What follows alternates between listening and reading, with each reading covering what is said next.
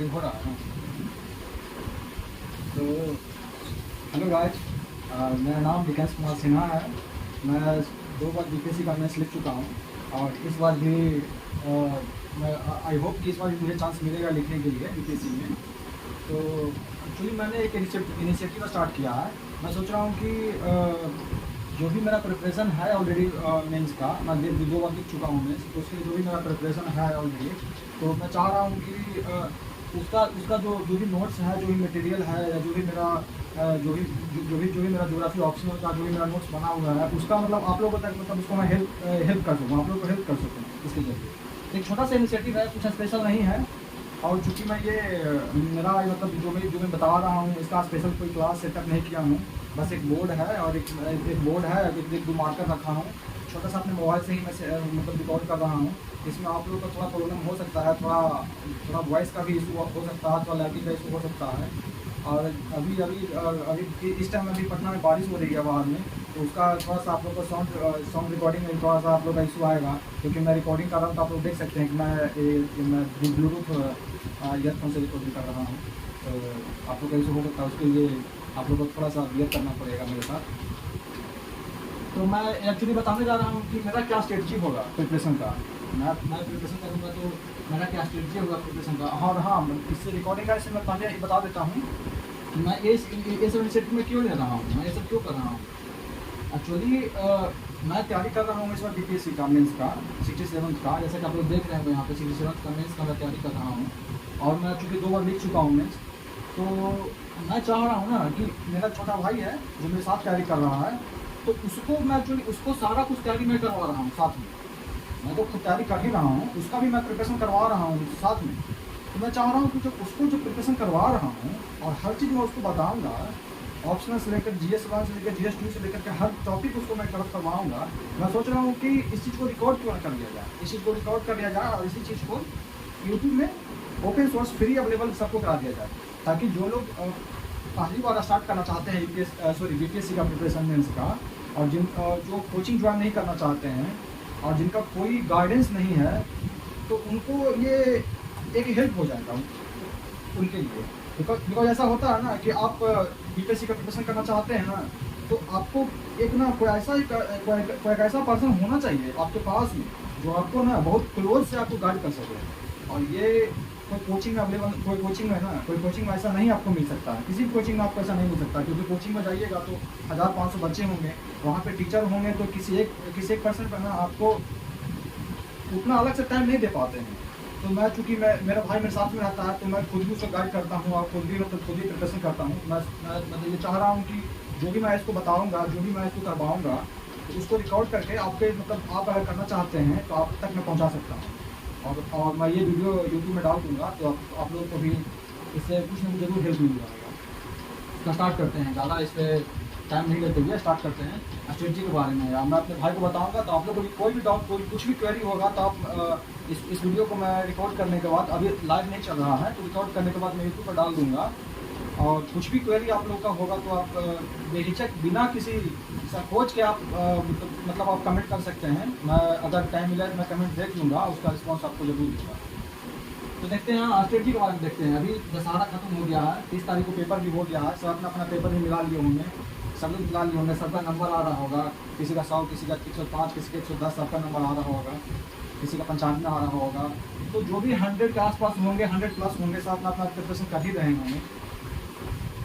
तो अब स्ट्रेटजी क्या हो प्रिपरेशन का, क्योंकि सब दशहरा मना करके सब अपना घर से अपना फिर से प्रिपरेशन में लग गए हैं।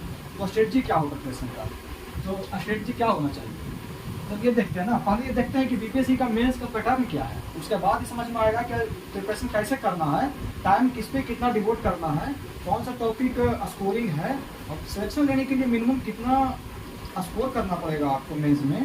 सारा का एक ओवरव्यू मैं आपको 15 से 20 मिनट में सारा दे देना चाहता हूँ, ताकि आपको एक बेटर अंडरस्टैंडिंग हो जाए कि हाँ, हमको इस पर फोकस करना है, क्या सिलेबस है, क्या स्ट्रेटजी होना चाहिए, कितना टाइम किस पर डिवोट करें।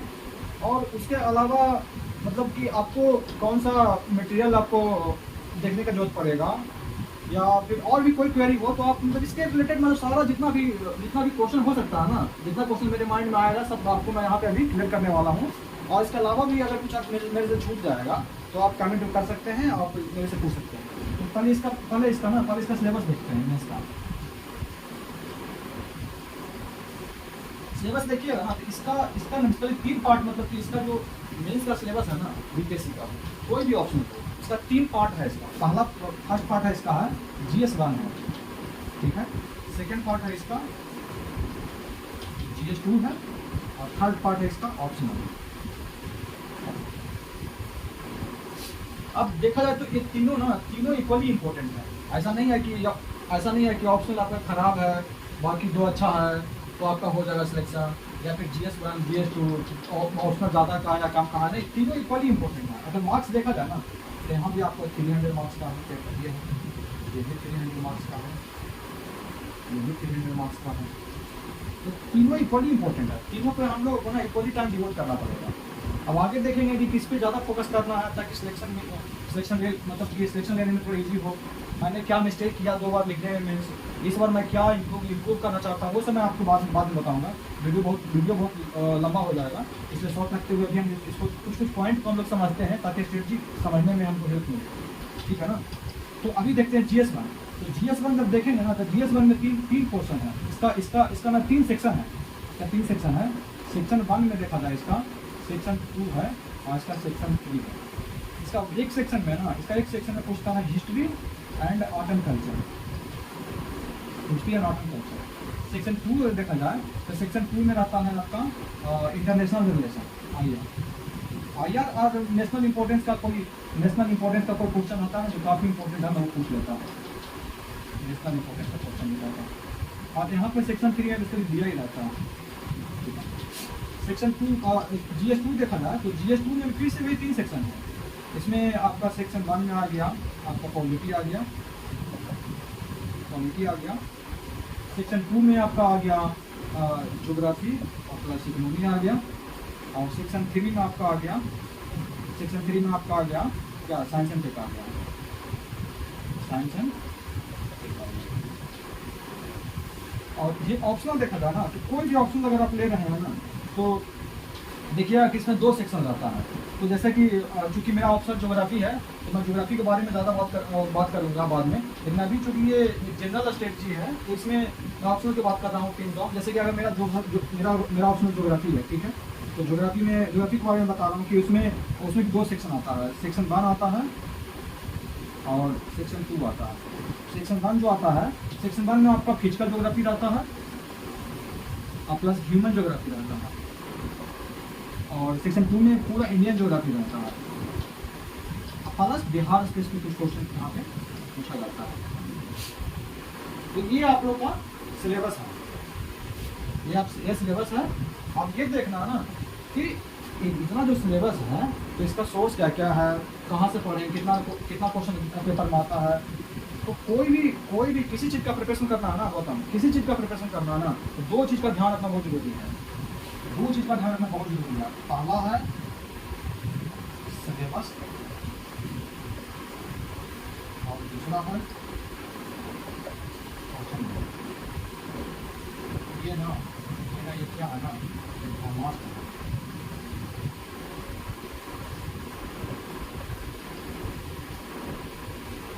ब्रह्मास्त्र। इसके बिना सिलेक्शन लेना मुश्किल है, कोई सिलेक्शन नहीं ले सकता इसके बिना। सिलेबस हम लोग को पता होना ही चाहिए, क्वेश्चन में हम लोग को मालूम होना ही चाहिए। सिलेबस से क्या होगा, सिलेबस से होगा कि अगर सिलेबस हम लोग को नहीं पता होगा तो हम लोग को पता ही नहीं चलेगा कि क्या पूछने वाला है, क्या पूछेगा। सिलेबस मालूम होगा तभी तो मालूम चलेगा हम लोग को कि हम लोग को टारगेट क्या करना है, हम लोग को पढ़ना है क्या आने वाला है क्वेश्चन। ये सिलेबस नहीं मालूम चलेगा, लेकिन सिर्फ सिलेबस में मालूम नहीं चलेगा हम लोग को। सिलेबस देखने से ये मालूम चलेगा कि बीपीएससी का एक ब्रॉड क्या रेंज है जहाँ से क्वेश्चन पूछ सकता है। लेकिन जब हम लोग क्वेश्चन बैंक देखेंगे तो समझ में आएगा अच्छा सिलेबस में ये चीज़ है तो उस पर क्वेश्चन किस तरह से पूछ रहा है। अब सपोज हम लोग को ये सपोज हम लोग का सिलेबस में ज्योग्राफी पढ़ रहे हैं, सिलेबस हम लोग को मेंशन है रिवर के बारे में। तो रिवर के बारे में हम लोग अगर हम लोग क्वेश्चन बैंक नहीं देखेंगे तो रिवर के बारे में हम लोग कुछ भी पढ़ सकते हैं। कि रिवर का ऑरिजिन पढ़ रहे हैं, हर रिवर का ऑरिजिन पढ़ रहे हैं, हर रिवर का मतलब कि कहाँ से फ्लो करती है, उसका कैचमेंट एरिया पढ़ते हैं, उसका डेल्टा का फॉर्मेशन कैसे होता है, ये पढ़ रहे हैं। उसका मतलब कि अपर स्ट्रीम में क्या उसका क्या लैंड फीचर्स है, क्या लैंड फॉर्म्स बन रहा है, दोनों स्ट्रीम में क्या लैंड फॉर्म्स बन रहा है, उसके ओरिजिनल फीचर क्या है, उसका डिपोजिशनल फीचर क्या है, मतलब डिपोजिशन जब करता था कौन कौन सा लैंड फॉर्म्स बनाता है, इरोजन करता था कौन कौन सा लैंड फॉर्म्स बनाता है। तो ये सारा कुछ हम लोग पढ़ सकते हैं। अगर नहीं पता है कि क्वेश्चन क्या पूछता है रिवर से, सपोज अगर सिलेबस में रिवर मेंशन है, ठीक है, और हम लोग को नहीं पता है कि क्या मतलब रिवर से क्वेश्चन पूछता है, तो हम लोग रिवर के बारे में तो कुछ ही पूछ सकते हैं ना, इनफाइनाइट नंबर ऑफ क्वेश्चन बन सकता है रिवर से। लेकिन जब हम लोग क्वेश्चन बैंक देखेंगे ना, तब समझ में आएगा कि अगर क्वेश्चन पूछ रहा है कि डेल्टा का पैटर्न क्या है, land forms, erosional land forms क्या क्या है, डिपोजिशनल लैंड फॉर्म्स क्या क्या है, अगर क्वेश्चन इसी को घुमा रहा है हर साल अगर, तो हम लोग को एक्स्ट्रा पढ़ने की क्या जरूरत है। उसका कैचमेंट एरिया के बारे में, कहाँ से ऑरिजिन निकलती है, कहाँ जाती है, क्या करती है, ज़्यादा कुछ डिटेल में पढ़ने की जरूरत नहीं है। अभी टाइम बहुत कम है, 2-3 महीना ही बचा है, तो इसमें हम लोग को क्वेश्चन बैंक ना, हम लोग क्वेश्चन बैंक ना गाइडिंग हम लोग को पूरा गाइड करेगा। ये गाइडिंग प्रिंसिपल ऐसा हुआ कि ना, ये गाइड करेगा हम लोग को, बताएगा कि हाँ सिलेबस ये है, वहाँ से क्वेश्चन इस टाइप का पूछता है, बस वहीं पे हम लोग को हिट करना है, वहीं पे हिट करना है, वही पढ़ना है हम लोग, इसके अलावा कुछ नहीं। ये 2 चीज़ ना एकदम ब्रह्मास्त्र है, इसके बिना हम लोग आगे नहीं बढ़ सकते हैं। और ऐसे भी जैसा आगे जैसे प्रिपरेशन में आगे बढ़ेंगे ना, तब मतलब ये दिखेगा कि कैसे हम लोग सिलेबस को यूटिलाइज करके क्वेश्चन बैंक को देखते हुए कैसे हम लोग अपना प्रिपरेशन को आगे फ्लो में बढ़ते जाते हैं, ये दिखेगा। तो ये सिलेबस हो गया GS1 GS2 और ऑप्शनल का। अब अगर देखा जाए तो हिस्ट्री, अब देखिए 1 बाई 1 हम लोग देखते हैं। सेक्शन 1 में history and art and culture है, 300 मार्क्स का है, ये 300 मार्क्स का है, 300 मार्क्स का है। तो history and art and culture, अब ये भी बता देते हैं कि इसमें 8 क्वेश्चन आता है, लिखा रहता है हमको, इसमें भी 8 क्वेश्चन रहता है, लिखना रहता है। इसमें 6 क्वेश्चन रहता है जो अटेम्प्ट करना है, 6 क्वेश्चन इंटू 50 मार्क्स। इसमें इक्वल मार्क्स नहीं रहता है, 6 क्वेश्चन आता है, मतलब 6 क्वेश्चन आता है, 2 क्वेश्चन आता है जो 32 कितना रहता है, 72 आता है ना, 72 मार्क्स का आता है ना, 36 मार्क्स का आता है ना। 2 क्वेश्चन आता है, जो 2 क्वेश्चन आता है, इसमें से 2 क्वेश्चन आता है जो कि 72 मार्क्स का रहता है, सॉरी 36 मार्क्स का रहता है, 36 72, और बाकी शायद 38 मार्क्स का रहता है, बाकी 6 क्वेश्चन आता है 38 मार्क्स का रहता है। इसमें भी सेम पैटर्न ऐसा ही आता है जैसे यहाँ पे है ना, 2 क्वेश्चन 6 क्वेश्चन यहाँ भी ऐसा ही आता है। तो इसमें देखते हैं कि इसमें जो है history and art and culture का पढ़े कहाँ से, अगर देखा जाए तो हिस्ट्री आर्ट एंड कल्चर में कुछ नहीं है, कुछ एक पहले से ही ना फिक्स सिलेबस है इसका, फिक्स सिलेबस। अगर सिलेबस देखिएगा तो इसमें फिक्स है, ये कुछ क्वेश्चन है जो फिक्स है, वही पूछता है, वही रिपीट करता है बार बार। अगर उसको पढ़ लेंगे ना तो सारा हम लोग का तैयारी हो जाएगा। जैसे फॉर एग्जाम्पल गांधी, नेहरू, टैगोर, इसमें से क्वेश्चन हर हमेशा आता है। अगर ट्राइब के बारे में देखा जाए तो बिरसा के बारे में पूछता है, मुंडा के बारे में, बिरसा मुंडा के बारे में, मुंडा ट्राइब के बारे में पूछता है, संथाल रिवोल्ट के बारे में पूछता है। ये दोनों में से एक पूछता है। तो उसमें अगर आर्ट एंड कल्चर देख लिया जाए तो मौर्य के बारे में पूछता है, मौर्य आर्ट के बारे में पूछता है, पहला आर्ट के बारे में पूछता है, और पटना कलाम के बारे में पूछता है, पटना कलाम के बारे में। ये सब लिखने की जरूरत नहीं है, ये सब समझ में आ जाएगा। जब सिलेबस देखेंगे ना तो आगे कैसे प्रिपरेशन करना है, ऐसे लिखने की जरूरत नहीं है, ऐसे समझ में आ जाएगा कि क्या तैयारी करना है। आयात में देखा जाए ना तो इसका ये पूछता है इंटरनेशनल रिलेशन के बारे में बात करता है, जैसे इंडिया का बांग्लादेश के साथ रिलेशन, इंडिया का 64 का मेंस दे रहे थे तो पूछ लिया था इंडिया का नेपाल के साथ रिलेशन पूछ लिया था कि हम लोग का बेटी बेटी का संबंध हम लोग के साथ में है, नेपाल के साथ में, तो उससे रिलेशन से पूछ लिया था। तो यहाँ पे इंटरनेशनल में पूछता है, इंडिया नेपाल का हो गया, इंडिया बांग्लादेश का हो गया, इंडिया भूटान का हो गया, श्रीलंका का हो गया, इस तरह से इंडिया का जितना नेबरिंग कंट्रीज के साथ हो गया। और जो इम्पोर्टेंट कंट्री है जैसे इंडिया का यूएस के साथ हो गया, इंडिया का फ्रांस के साथ हो गया, इंडिया का देखा जाए जर्मनी के साथ हो गया, इंडिया का जापान के साथ हो गया, जो मोस्ट इंपोर्टेंट कंट्री है उसके साथ, इंडिया का चाइना के साथ हो गया, इंडिया का रशिया के साथ रिलेशन हो गया, जो मोस्ट इंपोर्टेंट है उसके साथ। फिर अगर हम लोग देख लेते हैं जो यहाँ पे कुछ इंडेक्स जो है, जो कुछ इंपोर्टेंट इंडेक्स है वो पूछने लगा है आजकल, जैसे कि ह्यूमन डेवलपमेंट इंडेक्स हो गया, HDI हो गया, हंगर इंडेक्स हो गया, उस तरह से और भी जो इंपोर्टेंट इंडेक्स है ना वो पूछने लगा है अभी आजकल। तो ये इंटरनेशनल रिलेशन हो गया, ये हमारा हो गया जो हमारा नेबरिंग कंट्री है उसके साथ रिलेशन, और ये हमारा अदर कंट्री में हो गया, अदर कंट्री में हो गया। और यूरोपियन यूनियन के साथ भी पूछ लेता है, इंडिया का यूरोपियन यूनियन के साथ में क्या रिलेशन है, ये इंडेक्स भी हो गया, इंडेक्स में HDI इंडेक्स और जो अदर जो इम्पोर्टेंट इंडेक्स है ना वो सब पूछता है इंडेक्स में। तो ये सब हो गया। और उसके अलावा कोई भी अदर यहाँ पे, उसके अलावा यहाँ पे कोई अदर नेशनल इंपॉर्टेंट इवेंट्स है, नेशनल इंपॉर्टेंट इवेंट्स जो हुआ है ना, नेशनल इंपॉर्टेंट इवेंट्स जैसे कि अगर पहले अभी जैसे कि कोरोना चल रहा है, फिर वहाँ पे 5G का ट्रायल चल रहा है, 5G का सब 5G लाने के लिए लाने के बाद चल रहा है। इंडिया का 5 ट्रिलियन डॉलर इकोनॉमी बनाने की बात चल रही है इंडिया में। अभी इंडिया का मतलब कि क्या बोलते हैं, जो अभी यूक्रेन वॉर चल रहा है, रशिया यूक्रेन वॉर चल रहा है, रशिया यूक्रेन वॉर का इंडिया का क्या इम्पैक्ट है। अभी देखा जाए तो जो अभी हम लोग का ताइवान पे हम लोग का चाइना का जो अग्रेशन हो रहा है, उसे कारण जो चिप मैन्युफैक्चरिंग का जो कंपनी है, सब कंट्री एक दूसरा कंट्री अपने तरफ अट्रैक्ट कर रहे हैं। जैसे कि US भी अट्रैक्ट कर रहा है चिप मैन्युफैक्चरिंग कंट्री को, और इंडिया भी अट्रैक्ट कर रहा है चिप मैन्युफैक्चरिंग कंट्री को। तो ये इसे चिप मैन्युफैक्चरिंग कंट्री भी है, उसको सब अट्रैक्ट कर रहा है। तो ये सब जो मोस्ट इंपॉर्टेंट इवेंट्स है ना, वो सब यहाँ हो सकता है। तो ये सब हम लोग धीरे धीरे कैसे कवर करेंगे, कैसे क्या करेंगे ना, वो बात की बात है, वो हम लोग बाद में देखेंगे। DI में पूछता है जैसे कि बार डायग्राम को क्वेश्चन हो गया, पाई चार्ट का क्वेश्चन हो गया, उसमें बार डायग्राम हो गया, पाई चार्ट हो गया, लाइन डायग्राम हो गया। ये सब जो मैथ का क्वेश्चन होता है ना, स्टैटिस्टिक्स जो होता है ना, वो सब यहाँ पर क्वेश्चन आता है। पॉलिटी हो गया, तो पॉलिटी में तो कुछ ही पूछ सकता है ना। यहाँ पे फंडामेंटल राइट हो गया, फंडामेंटल ड्यूटी हो गया, DPSP हो गया, DPSP हो गया। इस तरह से गवर्नर का क्या रोल है, प्रेसिडेंट का क्या रोल है, जो अदर सारा जो पॉलिटी में जो जितना भी टॉपिक आता है ना इंपॉर्टेंट होने, सब यहाँ पर कवर हो जाता है। ज्योग्राफी इकोनॉमी में कोर ज्योग्राफी नहीं पूछता है, ज्योग्राफी में कोर ज्योग्राफी नहीं पूछता है। अगर देखोगे ना तो ज्योग्राफी में क्वेश्चन जो आता है ना, कोर ज्योग्राफी से पहले क्वेश्चन आता था। अभी यहाँ पे ज्योग्राफी का जो क्वेश्चन आता है ना, वो बेसिकली यहाँ पे ना इकोनॉमिक ज्योग्राफी का क्वेश्चन आता है, सोशल ज्योग्राफी का क्वेश्चन आता है। जैसे कि यहाँ पे सपोज पूछ लेगा कि एग्रीकल्चर के बारे में पूछ लेगा, फिर यहाँ पे पॉपुलेशन के बारे में पूछ लेगा।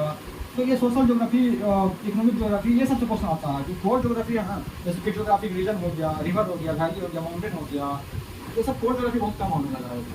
फिर इकोनॉमी में भी यही आ जाएगा, जैसे कि जो इकोनॉमिक ज्योग्राफी जो है ना, इकोनॉमी में भी वो सब क्वेश्चन आ जाएगा। जैसे कि क्या है, पॉवर्टी है, हंगर है, इस तरह से जो भी इम्पोर्टेंट टॉपिक है ना, वो सब कवर आ जाएगा यहाँ पे। साइंस एंड टेक है, साइंस एंड टेक में बेसिकली पूछता क्या है, साइंस एंड टेक में जो अभी लेटेस्ट टेक्नोलॉजी है ना, उसके बारे में पूछता है। जैसे यहाँ पे आर्टिफिशियल इंटेलिजेंस के बारे में पूछ लेगा, यहाँ पे बायोटेक्नोलॉजी के बारे में पूछ लेगा, यहाँ पे नैनो टेक्नोलॉजी के बारे में पूछ लेगा, यहाँ पे मशीन लर्निंग के बारे में पूछ लेगा, यहाँ पे अभी रोबोटिक्स के बारे में पूछ लेगा, और यहाँ पे अभी जो भी यहाँ पे न्यूक्लियर एनर्जी के बारे में पूछ लेगा। तो जो भी अभी रिसेंट में जो अभी ज़्यादा इंपॉर्टेंट अभी टॉपिक है ना साइंस एंड टेक का, उसको यूज कर, वो एक्चुअली जो क्वेश्चन आता है ना, वो रॉ जो टॉपिक है ना, उस पर नहीं पूछता है। रॉ टॉपिक मतलब क्या बोलते मतलब जो ये नहीं पूछा कि नैनो टेक्नोलॉजी क्या होता है, बायोटेक्नोलॉजी क्या होता है, ये सिर्फ क्वेश्चन नहीं होगा, ये उसका पार्ट होगा। क्वेश्चन क्या आएगा ना, क्वेश्चन पूछेगा कि इसको यूज करके हम लोग पॉवर्टी को कैसे दूर कर सकते हैं, हंगर को कैसे दूर कर सकते हैं, हम लोग अर्बनाइजेशन कैसे कर सकते हैं, हम लोग अपना मतलब कि जो हम लोग अपना सोशल स्टेटस कैसे सुधार सकते हैं, हम लोग अपना जो इकोनॉमिक प्रॉब्लम जो भी है इंडिया में, बिहार में, या जो अदर किसी एक रीजन का, कैसे उसको दूर कर सकते हैं। तो जो भी ह्यूमन रिलेटेड इशू है ना, प्रॉब्लम है ना, उसको कैसे हम लोग दूर कर सकते हैं, ये यहाँ पे हम लोग को देखना होगा, काम करना होगा। ये है ये हमारा ऑप्शनल का है। ऑप्शनल में फिजिकल और ह्यूमन। तो फिजिकल में जैसे कि हम लोग पढ़ लेते हैं, जियोमॉर्फोलॉजी है, क्लाइमेटोलॉजी है, ओशनोग्राफी है, सॉइल के बारे में रहता है, तो ये सब यहाँ पर आता है। ह्यूमन में हम लोग पढ़ते हैं तो जितना भी जैसे कि सेटलमेंट है हम लोग का, अर्बन सेटलमेंट, रूरल सेटलमेंट हो गया हम लोग का। फिर हम लोग का जो भी हम लोग का टॉपिक आता है ना ह्यूमन में, हम लोग का सेटलमेंट हो गया, ट्राइब्स के बारे में हम लोग यहाँ पढ़ते हैं, पॉपुलेशन के बारे में पढ़ते हैं, अदर जो टॉपिक यहाँ पर आता है ना, वो यहाँ पर आता है। और इंडियन ज्योग्राफी में तो हम लोग का बहुत सारा जो भी टॉपिक है, जितना टॉपिक हम लोग पढ़ते हैं ना, सारा इंडिया का रिस्पेक्ट है। जैसे कि इंडिया का एग्रीकल्चर, इंडिया का पॉपुलेशन, इंडिया का सेटलमेंट, सारा कुछ यहाँ इंडिया का इंडस्ट्री, जितना भी इंडिया के बारे में रिस्पेक्ट में पढ़ेंगे। अब बिहार के बारे में कोई भी जैसे कोई भी टॉपिक हम लोग पढ़ रहे हैं, जो जगह एस्पेक्ट में पढ़ रहे हैं, उसको बिहार के एस्पेक्ट में क्वेश्चन लगेगा कि बिहार में इंडस्ट्री कहाँ कहाँ पे है, बिहार में मिनरल्स कहाँ कहाँ पे मिलता है, बिहार में एग्रीकल्चर का क्या स्टेटस है, बिहार में एमएसएमई का क्या स्टेटस है अभी, बिहार का पॉपुलेशन का क्या स्टेटस है, बिहार में डिजास्टर आता है तो डिजास्टर मैनेजमेंट का क्या स्टेटस है, डिजास्टर मैनेजमेंट कैसे करते हैं, कौन कौन अथॉरिटी इन्वॉल्व है, तो ये सब क्वेश्चन ये सब मतलब पूछता है यहाँ से। तो हम लोग ये देख लिए कि सिलेबस क्या है, हम लोग देख लिए कि क्या क्या पूछता है, क्या क्या कवर करना है हम लोग को, ये सब इसका हम लोग देख लिए। अभी क्या क्या लगेगा बताओ, टेंशन आराम से देखो क्या लगे, इसके अलावा कुछ हम लोग को बाकी लग गया है क्या अभी?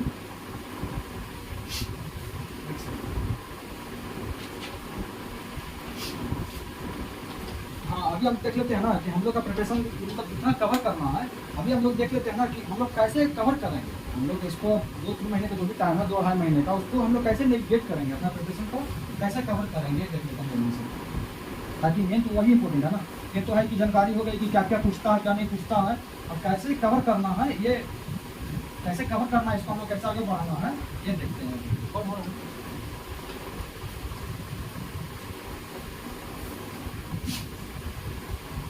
हाँ 21 मिनट, हाँ बस 10 मिनट में हो जाएगा और ज़्यादा लंबा भी नहीं करेंगे।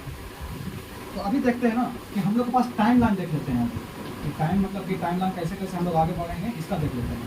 तो अभी देखते हैं ना कि 10 अक्टूबर है ना बताओ, तो 10 अक्टूबर से देखा जाए तो 10 दिसंबर तक ये एक्चुअली प्रिपरेशन का मतलब ये प्रिपरेशन के लिए रखे हैं, ये प्रिपरेशन के लिए रखे हैं। और इसमें ये ना इसमें ये 2 महीने का आता है, 10 अक्टूबर से 10 दिसंबर, और ये 11 अक्टूबर से ना सॉरी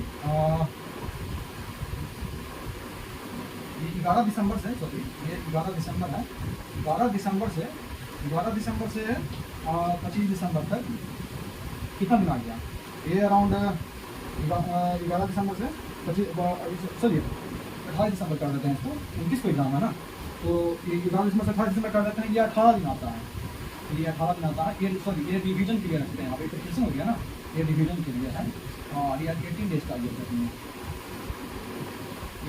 तो बेसिकली जो अपना प्रिपरेशन है ना, अपना प्रिपरेशन जो अपना है ना, उसको हम लोग 2 फेज में बांट दिए हैं। एक फेज में हम लोग प्रिपरेशन करेंगे और सेकंड फेज में हम लोग रिवीजन करेंगे।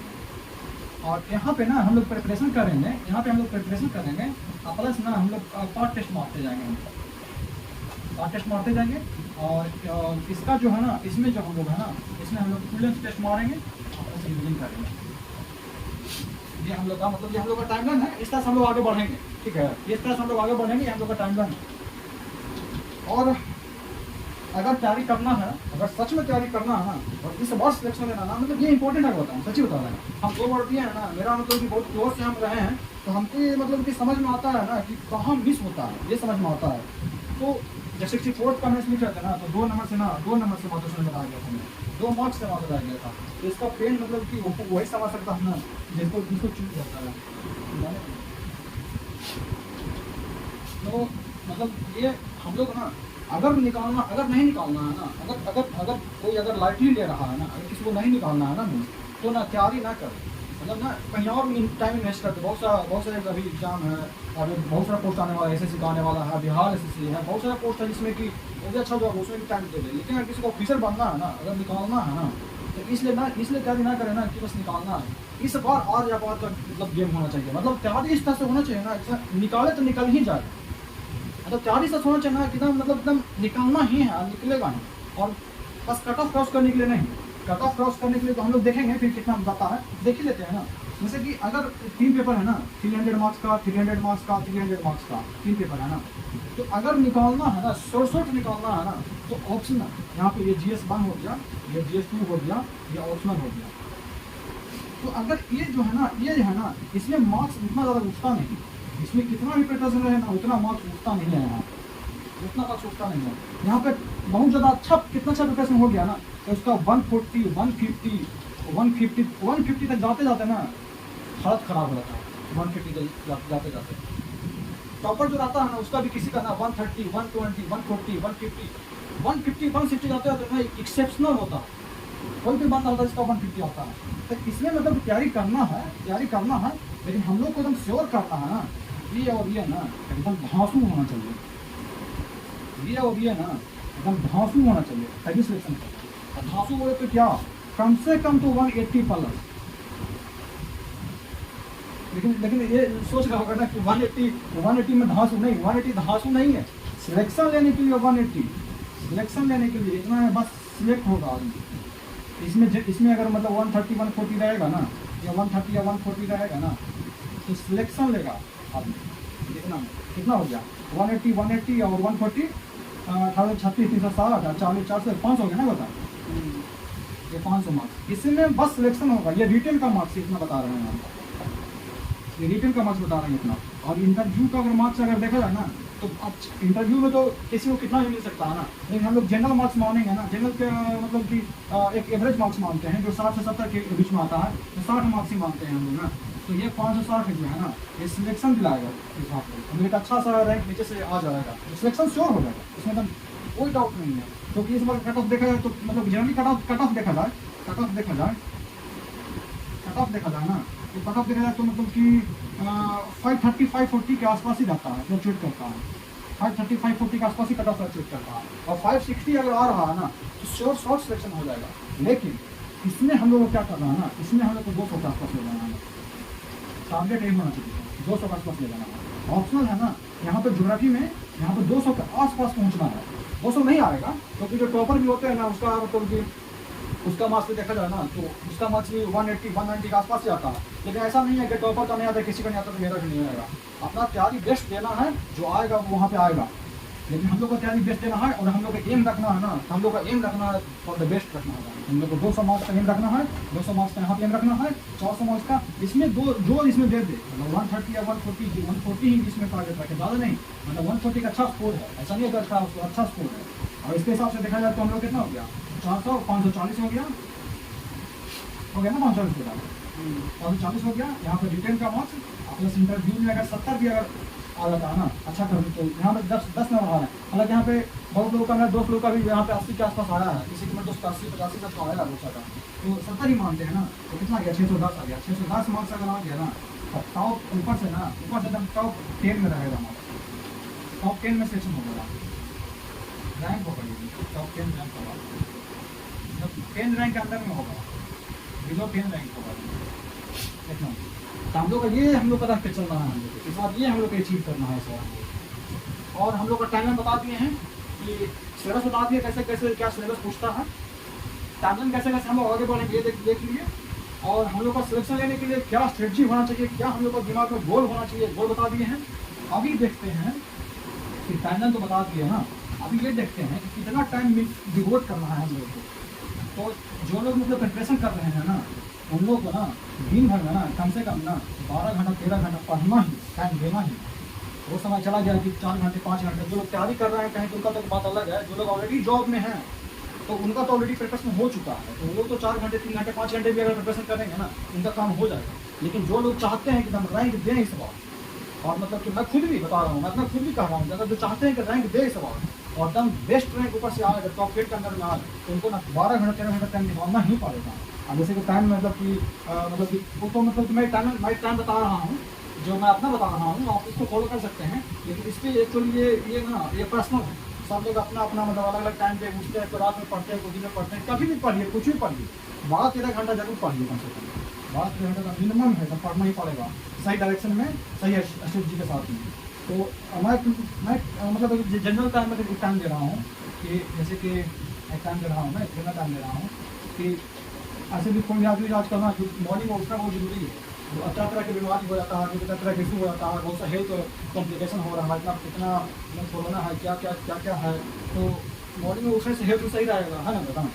तो 5 बजे हम मतलब 5:30 बजे उठ जाइए, 5:30 बजे उठ जाइए, 5:30 से आप 1.5 घंटे या 1 घंटे 6:30 या 7 बजे तक आप यहाँ पे फ्रेश हो लीजिए, और यहाँ पे आप थोड़ा सा फ्रेश होने के बाद योगा कर लीजिए, योगा करके बाद आप ब्रेकफास्ट कर लीजिए।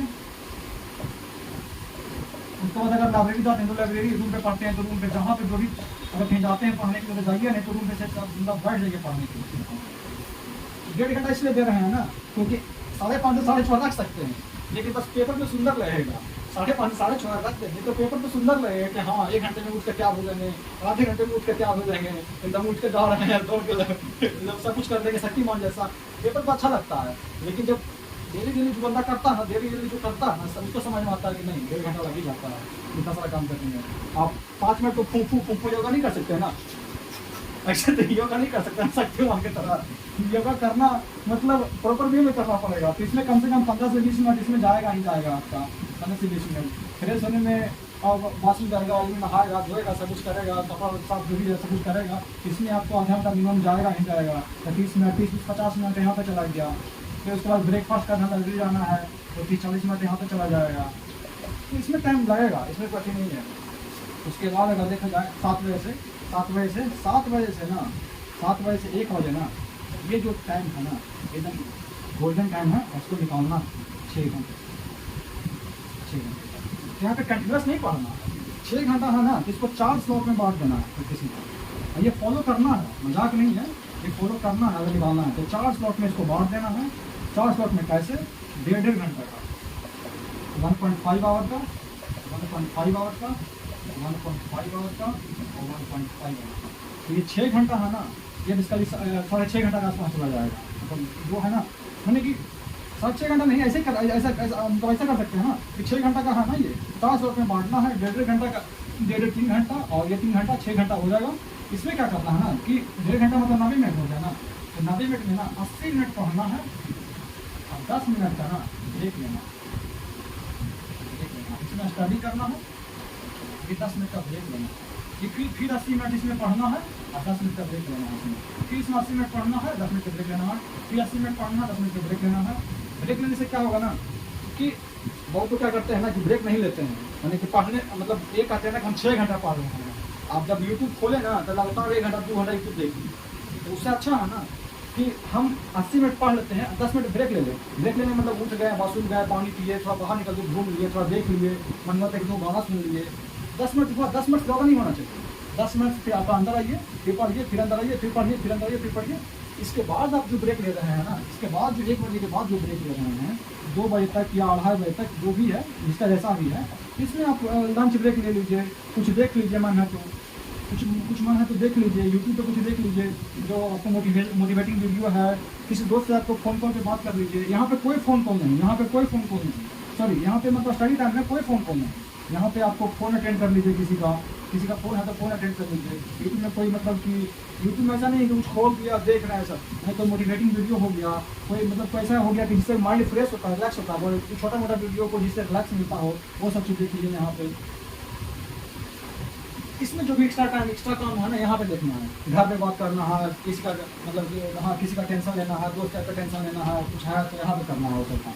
फिर 2 बजे से लेकर के 3, 4, 5, 6, 7, 8, 9, 2 से 3 तो यहाँ पे हम लोग डिस्कशन करेंगे क्या करना नहीं करना है। 2 से 3 हम लोग यहाँ डिस्कशन करेंगे। यहाँ पे हम लोग डेली डिस्कस करेंगे साथ में, कैसे आगे बढ़े नहीं बढ़े, कुछ टॉपिक भी कवर करवाएंगे 2 से 3। और 3 से 9 ना, यहाँ पे 6 घंटा है ना लंच के बाद, ब्रेक के बाद, ये 6 घंटा ना, ये 6 घंटा निकालना है। ये बहुत गोल्डन टाइम था ना, ये गोल्डन टाइम है, ये 6 घंटा ना। फिर से सेम पैटर्न, 80 मिनट पढ़ना है और 10 मिनट का 80 + 10 का ये है ना, ये फॉर्मूला हम लोग का यूज़ करना है। 80 + 10 का 80 मिनट पढ़ना है, 10 मिनट का ब्रेक, 80 मिनट 10 मिनट का ब्रेक। इस तरह से 3 स्लॉट जाएगा, 1 स्लॉट 2 स्लॉट 3 स्लॉट जाएगा, 1 स्लॉट 2 स्लॉट 3 स्लॉट जाएगा। 6 घंटा 12 घंटा, 1 घंटा हम लोग डिस्कशन कराएंगे, 1 घंटा तो डिस्कशन कराएंगे, 13 घंटा ये हो गया। 9 बजे जाइए खा पी करके, 10 बजे मैं 10:30 बजे आप 1 घंटा में खा पी लीजिए, आधा घंटा मम्मी से बात कीजिए, पापा से बात कीजिए, दोस्तों से बात कीजिए जो मोटिवेट करे। ऐसा दोस्त ना कि बोले कि चपरासी का फॉर्म भर दो, ऐसा दोस्त ना है जो बोले कलर का फॉर्म भर दो, ऐसा दोस्त ना है जो बोले कि शादी कर लो, गर्लफ्रेंड के साथ चले जाओ, ये वाइस मौज करो, नहीं। ऐसा दोस्त से बात कीजिए जो मोटिवेट करे, आपको लगे कि हाँ जुनून के साथ इसका तैयारी करना है, ऑफिस बन जाना है, नेक्स्ट में DSP निकालना है। ऐसा दोस्त से बात कीजिए और 9 से 10 के बीच में ना एकदम चिल रहिए, घर पे आइए, खाना खाइए, बात कीजिए, इधर बात कीजिए, उधर बात कीजिए, जो कि आपको मोटिवेट करे। अच्छा चीज़ देखिए जो कि जिससे टाइम पास हो, और सोने का तैयारी कीजिए। इसमें डिनर वाला है टाइम है, आपको मतलब फ़ोन कॉल अटेंड करना है या फिर और काम एक्स्ट्रा काम करना है, वो सब है। आप 10:30 बजे तक जाइए बेड पर, 10:30 बजे गेट पर जाइए आराम से, और 10:30 बजे से ना 5 साढ़े 5 बजे ना निद्रा मार के ना रोज भी सो जाइए जा करके आराम से। और 10:30 साढ़े 5 निद्रा मार के रोज भी सो जाइए आराम से। 7 घंटा का अगर आप चाहते हैं ना, अगर आप चाहते हैं तो यहाँ से 1 घंटा निकाल के यहाँ दे दीजिए, वो मंजूर है, लेकिन 7 घंटे से कम ना होना चाहिए। कहता सबको या करता बहुत कम होगा, लेकिन वो जरूरी है। 7 घंटा मिनिमम है। 7 घंटा में अगर काम चल रहा है तो ठीक है, मेरा काम 7 घंटा में चल जाता है। अगर 7 घंटा का किसी को काम नहीं चलता है ना, तो यहाँ पे 8 घंटा कर दे, वो मंजूर है। लेकिन अगर पूरा अगर प्रोफेशन अगर डिस्टर्ब हो रहा है तो 7 घंटा का 8 घंटा कर दे तो कोई दिक्कत नहीं है, लेकिन 7 घंटा से कम नहीं, 6 नहीं होना चाहिए। ये है स्ट्रेटजी हो गया, कैसे क्या पढ़ना है। और 2 मिनट बस और लगे, वीडियो बहुत लंबा हो गया है, चूँकि एक ही वीडियो में सारा कुछ कवर करना है इसलिए लंबा हो गया है। 2 मिनट बस और लेंगे और ऑलमोस्ट कंप्लीट हो गया है, क्योंकि सिलेबस बता दिए, स्ट्रेटजी बता दिए, टाइमिंग बता दिए, रूटीन बता दिए, कैसे क्या पढ़ना है। तो बस एक थोड़ा सा बच गया है ना कि हम क्या करवाएंगे, हम क्या करवाएंगे। तो जैसे कि इसको कभी और रखें ना, कभी लिखे ना, फिर मतलब नहीं होगा ना, अलग वीडियो बनाना पड़ेगा, दिक्कत होगा, कर लेता हूँ। इसमें अभी ये देखते हैं ना कि हम लोग डेली क्या क्या करेंगे। तो GS 1 हम लोग देखे थे, उसमें 3 सेक्शन देखे थे, एक हिस्ट्री और आर्ट एंड कल्चर वाला पोर्शन था। तो इसको मानते हैं ना कि एक टॉपिक हम लोग कवर करना है, हम लोग टॉपिक गिन रहे हैं कितना टॉपिक कवर करना है हम लोग। दूसरा में करंट अफेयर्स का था या इंटरनेशनल रिलेशन का था जो हम लोग का था। तो इसमें ये हम लोग का मतलब कि ये हम लोग डेली करेंगे। और हम लोग का जो फिर है एक है हम लोग का DI है, इसको हम लोग वीकली करेंगे, यानी वीक में एक बार, सिर्फ संडे को करेंगे। और ये जो आयर वाला जो टॉपिक है ना, ये डेली हम लोग एक टॉपिक हम लोग डेली तैयार करेंगे। अब क्या तैयार करेंगे नहीं करेंगे उसका लिस्ट बनाएंगे हम लोग, कि कैसे उसका लिस्ट बनाएंगे, कहाँ से बनाएंगे। जैसे इसका विजन का जो है ना, विजन का या मतलब विजन का जो है ना, जो 12 महीना का, उसमें से अपने हम लोग टॉपिक चुन करके एक लिस्ट तैयार करेंगे, ठीक है। और उस लिस्ट में से ना जो मोस्ट इंपोर्टेंट टॉपिक रहेगा ना, डेली एक टॉपिक ना डेली हम लोग कवर करते जाएंगे। तो हम लोग का 60 दिन है, तो 60 दिन में एक टॉपिक कवर करते हैं अगर, तो 60 टॉपिक हम लोग का हो जाएगा। 60 दिन है, एक टॉपिक का लेंगे तो 60 टॉपिक हम लोग का हो जाएगा। इतना टॉपिक से ज़्यादा नहीं पूछेगा, आयर में 60 टॉपिक मतलब बहुत है, ये 50 टॉपिक हो भी नहीं पाएगा, 60 या 85 टॉपिक हम लोग को हो पाएगा मोटा मोटी, काफ़ी है, मोर देन एनफ है। फिर हम लोग ना ये ना वीकली करते जाएंगे। उसमें क्या होगा ना कि प्रीवियस ईयर का जो क्वेश्चन है ना, उसको हम लोग करते जाएंगे, और अगर कुछ प्रॉब्लम हो तो यहाँ पर डिस्कस करते जाएंगे हम लोग। ये DI का हो जाएगा, और ये आयर का हो गया। और इसको हम लोग एक टॉपिक अलग रखते हैं, इसको हम लोग डेली करेंगे, इसको वीकली करेंगे, DI भी होते जाएगा, आयर भी होते जाएगा। इसको टॉपिक अभी छोड़ देते हैं। GS 2 जो है, ये GS 1 है, GS 2 है, इसको पॉलिटी हो गया, इसमें हिस्ट्री सॉरी यहाँ पे ज्योग्राफी और इकोनॉमी हो गया, और इसमें क्या था, साइंस एंड टेक। तो इसको एक टॉपिक 2 मानते हैं, इसको टॉपिक 3 मानते हैं, इसको टॉपिक 4 मानते हैं। 4 टॉपिक हम लोग को निकल के आ गया GS में। तो 4 टॉपिक में ना, यानी कि एक टॉपिक है ना, एक टॉपिक में ना हम लोग 10 दिन देते हैं समय, कंटिन्यू है। ऐसा नहीं कि आज बहुत लोग ऐसे भी करते हैं कि एक GS 1 तो एक टॉपिक तैयार कर लिए, फिर इसका भी तैयार कर लिए, इसका भी एक टॉपिक तैयार कर लिए, फिर कल इसका कर लिए, फिर परसों इसका कर लिए, फिर इसका कर लिए। उससे क्या होगा, चाहे तो हो जाएगा, लेकिन वो हेक्टिक हो जाएगा और कॉन्फिडेंस नहीं आएगा। तो ये नहीं आएगा कि हाँ हम एक टॉपिक कवर कर लिए, ये कॉन्फिडेंस नहीं आएगा, और कॉन्फिडेंस मैटर करता है। इसलिए ये जरूरी है एक टॉपिक हम लोग मतलब कि जो हम लोग डिसाइड किया है ना यहाँ पे कि 1 2 3 4 दिन 4 टॉपिक डिसाइड किया ना, हम लोग हर टॉपिक पर ना ईच टॉपिक पर ना हम लोग ना 10 दिन हम लोग देते हैं। तो टोटल हम लोग का 4 टॉपिक है, 10 दिन हम लोग का, ये यहाँ पे हम लोग का ना 40 दिन हम लोग का लगेगा, यानी 40 दिन में हम लोग का ना GS कंप्लीट हो जाएगा। 10 दिन यहाँ पे, 10 दिन यहाँ पे, 10 दिन यहाँ पे, 10 दिन यहाँ पे, 40 दिन। अब ये डेली हो जाएगा, तो हम लोग का 40 दिन में ये कंप्लीट हो जाएगा। और उसके बाद क्या करेंगे ना, लास्ट का जो 20 दिन बच जाएगा ना, हम यहाँ पे फुल एंड टेस्ट मारेंगे और रिविजन करेंगे, टेस्ट मारेंगे और रिविजन करेंगे। उससे क्या होगा ना कि हम लोग को 2 महीना में ना 4 टॉपिक हम लोग कवर हो जाएगा। आयर डेली कर रहे हैं तो उससे हो जाएगा, ये हम लोग वीकली करते जाएंगे जिससे हम लोग का हो जाएगा। GS 1 GS 2 पूरा कंप्लीट हो जाएगा, ठीक है। और करेंगे कैसे, टेस्ट कैसे मारेंगे बता रहे हैं। टेस्ट के बारे में जैसे टॉपिक 1 सपोज टॉपिक 1 कंप्लीट हो गया 10 दिन में, 10 दिन में कंप्लीट हो गया, ये कंप्लीट हो गया। उसके बाद क्या करेंगे ना, कंप्लीट करने के बाद ना एक टेस्ट मार लेंगे, इसका कंप्लीट हो गया फिर टेस्ट मार लेंगे, इसका कंप्लीट हो गया फिर टेस्ट मार लेंगे, इसका कंप्लीट हो गया फिर टेस्ट मार लेंगे। तो टेस्ट मारते जाएंगे कंप्लीट होने के बाद। जैसे ही यहाँ पे 40 दिन पूरा होगा ना, तो हम लोग का हर टॉपिक कवर हो जाएगा, हर टॉपिक पर टेस्ट मार लेंगे। उसके बाद क्या होगा ना कि जो बाकी 20 दिन बच गया ना, उसके पास फुल एंड टेस्ट मारेंगे और रिविजन करेंगे, इसके अलावा कुछ नहीं, 2 महीने का। उसी तरह से ऑप्शनल का भी है, ये ऑप्शनल लेकिन है ना, ये डेली करते जाएंगे। लास्ट में ये हो नहीं पाएगा, ये भास्ट सिलेबस है, और डेली करते जाएंगे इसको। और ये दो महीना में ना, 2 महीना में इसको भी कवर करेंगे और हर टॉपिक कवर करते जाएंगे और टेस्ट मारते जाएंगे। जैसे इसमें सपोज फिजिकल है, एक ह्यूमन है, एक इंडियन है, और एक इसमें बिहार स्पेसिफिक। तो इसमें 15 दिन देंगे, इसमें 15 दिन देंगे, इसमें 20 दिन देंगे, और इसमें 5 दिन के आसपास देंगे। या इसमें 25 दिन मान लीजिए, 20 दिन मान लीजिए, जैसे भी मान लीजिए। 15 दिन में 30, 30 से 20, 50, 55, 5, 60, 60 दिन का है, यानी कि 2 महीना में ये भी कंप्लीट हो जाएगा मेरा। इसमें 15 दिन तैयारी करेंगे, फिर एक टेस्ट मार लेंगे, 1 या 2 टेस्ट मार लीजिए, कोई दिक्कत नहीं है। 15 दिन करेंगे फिर टेस्ट मारेंगे, इसको करेंगे फिर टेस्ट मारेंगे, इसको करेंगे फिर टेस्ट मारेंगे। अभी 60 दिन के बाद हम लोग का 60 दिन में इस कंप्लीट हो जाएगा, GS1 GS2 कंप्लीट हो जाएगा, 40 दिन में कंप्लीट हो जाएगा। 20 दिन में इसका full and test plus revision चलेगा, और इसका ऑप्शनल का हम लोग का 60 दिन में हम लोग का ये पूरा एक बार तैयार हो जाएगा। उसके बाद हम लोग का बोले थे, अगर स्टार्टिंग में ध्यान हो तो बोले थे 10 अक्टूबर से लेकर के 10 दिसंबर, ये 2 महीना आता है, इसी में ये पूरा तैयारी हो जाएगा हम लोग का। उसके बाद ये 11 दिसंबर से जो है, 12 दिसंबर से लेकर के 29 को पेपर है ना, 28 दिसंबर, ये हम लोग का यहाँ पे जो 18 दिन जो मिल रहा है ना हम लोग का यहाँ पे इसमें तो हम लोग ऑलरेडी फुल टेस्ट हो जाएगा ना। फुल एंड टेस्ट जो है हम लोग का, ये तो 20 दिन में ही हो जाएगा, 40 दिन में ही कंप्लीट हो जाएगा। 20 दिन में तो हम लोग ऑलरेडी GS का तो रिविजन करके फुल एंड टेस्ट भी मार लेंगे। तो इसमें हम लोग बेसिकली का हम लोग का GS का फुल एंड टेस्ट मारने में जो नहीं रहेगा, ऑलरेडी हम लोग खत्म किए हो रहेंगे। 60 दिन में ही हम लोग GS का सब कुछ कंप्लीट कर रहेंगे। इसमें किसका भी क्या है, सबका रिविजन चलेगा, प्लस फुल एंड टेस्ट अगर GS1 का को मारना है तो मारेंगे, और ऑप्शनल का भी फुल एंड टेस्ट चलेगा इसमें। तो इसका भी एक है कि एक टाइमलाइन है, कैसे कैसे आगे बढ़ेंगे, क्या स्ट्रेटजी है, प्लान है, जो भी है मैं इस तरह से करने वाला हूँ। और आप लोग को साथ में तैयारी करना है तो साथ में इस तरह से मेरे साथ चल सकते हैं। मैं क्या कराऊँगा, मैं इसमें मतलब कि मैं ये सब GS1 GS2 का सबका टॉपिक दे दूँगा आपको, अपना मैं नोट्स वगैरह दे दूँगा अगर चाहिए तो। और यहाँ पे आयर का मैं टॉपिक तैयार करूँगा, आपको नोट्स दे दूँगा। GS का ऑलरेडी नोट्स है बना हुआ, मैं दे दूँगा। आयर GS में तो 18-20% जो फिक्स वही पूछता है, उसको मैं नोट्स दे दूँगा।